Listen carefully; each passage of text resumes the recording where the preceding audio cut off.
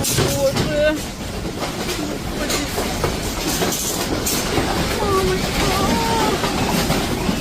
Божечки. ஒரு நாட்டில் ஒரு நாளைக்கு ஒரு தடவை நிலநடுக்கம் வந்துச்சு அப்படின்னாலே அந்த மக்கள் பெரிய லெவலில் பயப்படுவாங்க. ஜப்பான் மாதிரியான கண்ட்ரீஸ் அதுக்கு விதிவிலக்கு தான்.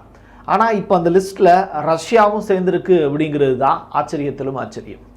ரஷ்யாவில் அடுத்தடுத்து 3 நிலநடுக்கங்கள், அதுவும் 7.4 அளவிற்கான நிலநடுக்கம் பதிவாயிருக்கு.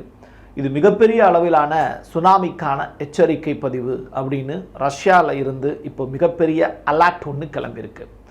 இந்த அலர்ட் அப்படிங்கிறது இயற்கையாகவே இது சுனாமிக்கான எச்சரிக்கையாக மாறி இருக்கா, இல்லை இந்த நிலநடுக்கம் செயற்கையாக உருவாக்கப்பட்டதா அப்படிங்கிற அந்த கொஸ்டின் மார்க்கும் இருக்குது. ரஷ்ய அதிபர் புட்டின் வேறு ஏதேனும் காய்களை நகர்த்தி இருக்கிறாரா அப்படிங்கிற மாதிரியான கொஸ்டின், அதற்கான ஆன்சர் தான் இந்த வீடியோ. இதோடு சேர்த்து உக்ரைன் ரஷ்யா பீஸ் டீல் வேற இப்போ பேச்சுவார்த்தையை தொடங்க போகிறாங்க.